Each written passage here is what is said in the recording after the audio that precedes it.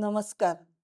श्री स्वामी समर्थ आणि श्री महाअवतार बाबा यांना वंदन करून अर्थातच मी आपली सुनीता लाटकर गुरुभक्ती या चॅनलवरून तुमच्या म्हणजेच माझ्या सगळ्या भक्तांशी गप्पा मारायला आलेली आहे. आता गप्पा मारायला आलेली आहे मी मुद्दामून का सांगते? तर मी जो परवाचा व्हिडिओ टाकलेला होता, की स्वामी समर्थांच्या नामस्मरणाचा आपण उद्घोष करूयात. तर ही कन्सेप्ट इतकी लोकांना पटली, की मलाच विश्वास बसत नाहीये. मला इतके छान-छान अनुभव आले. म्हणजे अगदी सगळ्या स्तरावरनं लोकांनी हा माझा विचार इतका उचलून धरलाय, की प्रत्येक जण 21 वेळेला श्री स्वामी समर्थ यांचं नामस्मरण लिहितायत. त्याच्यानंतर एकदा तारक मंत्र ऐकतायत आणि देवाला नमस्कार पण करतायत.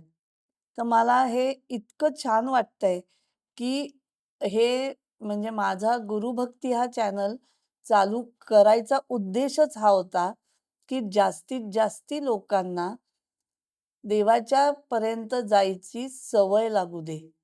सवय लागल्यानंतर आपोआपच त्याच्यातला आपलेपणा वाढतो आणि आपलेपणा वाढला की प्रेम उत्पन्न होतं.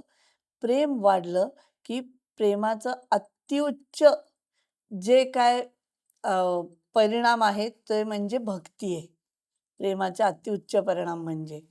तर हे जे भक्ती आहे, ही जी भक्ती आहे ही सगळ्यांच्या पर्यंत पोहोचली पाहिजे आणि ती भक्ती पोहोचताना आनंदाने आपण भक्ती मनापासून भक्ती केली पाहिजे.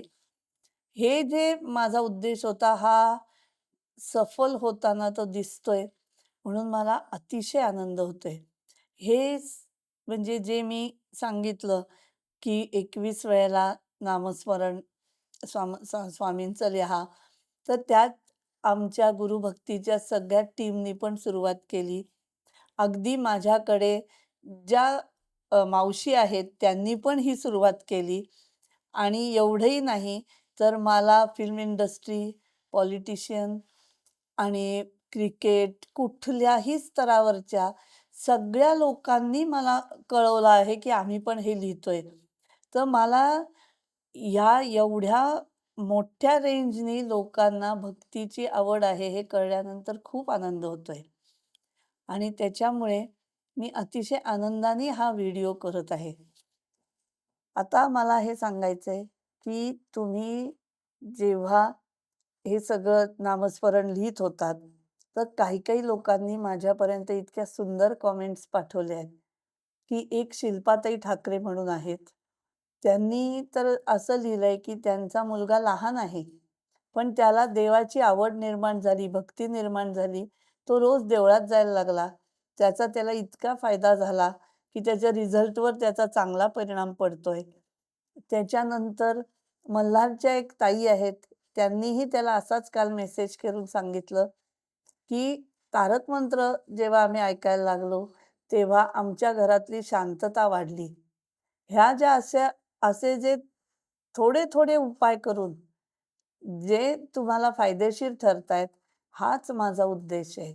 म्हणजेच काय, की मला म्हणजे आता ह्या एपिसोड सुरू करायची खरी गंमत किंवा मी काय म्हणेन, की ताकद आम्ही शूटिंग दुसऱ्या एपिसोडचं करण्यासाठी बसलो होतो. पण मला अचानक, अचानक ती जी अ, स्वामींची अनुभूती येते ती अचानक आली आणि मी हा नामस्मरणाचा व्हिडिओ केला. ज्याचा परिणाम असा दिसतोय, की जे मी कायम म्हणते, की माझे स्वामी. आता मला सांगायला आनंद होतोय, की माझे स्वामी तुमच्या सगळ्यांचे होत आहेत. यांचा आशीर्वाद तुमच्यापर्यंत सगळ्यांच्या पोहोचतोय. हे मला कसं कळतंय, तर लोकं आनंदी होतायत. लोकांना छान वाटतंय. लोकं नामस्मरण लिहायला लागलेले आहेत आणि त्याचा त्यांना फायदा होतोय. तर असाच स्वामींचा प्रेमयुक्त आशीर्वाद तुमच्या सगळ्यांच्या पर्यंत पोहोचू देत आणि आपण असाच अतिशय जास्तीत जास्ती प्रमाणात स्वामींच्या नामस्मरणाचा उद्घोष हे जे माझं वाक्य आहे, की त्याच्यासाठी मला तुमच्या सगळ्यांची मदत लागणार आहे, तुमच्या सगळ्यांची गरज लागणार आहे. तर आपण आपल्या सगळ्यांच्या स्वामी भक्तीसाठी आपण नामस्मरणाचा उद्घोष करू. माझ्या संकल्पनेत एक मला असाही विचार येतोय, अर्थात ती जेव्हा स्वामींची परमिशन मिळेल, त्यावेळेला त्याचं आपण सगळ्यांनी एक्झिक्युशन करूयात, की एक ठराविक कोटी नामस्मरणाचा जप आपल्या सगळ्यांच्याकडनं या एका वर्षात लिहून होऊ देत. हा एक माझा संकल्प आहे आणि तो संकल्प तुमच्या लोकांच्या साथीशिवाय माझा पूर्ण होऊ शकत नाही.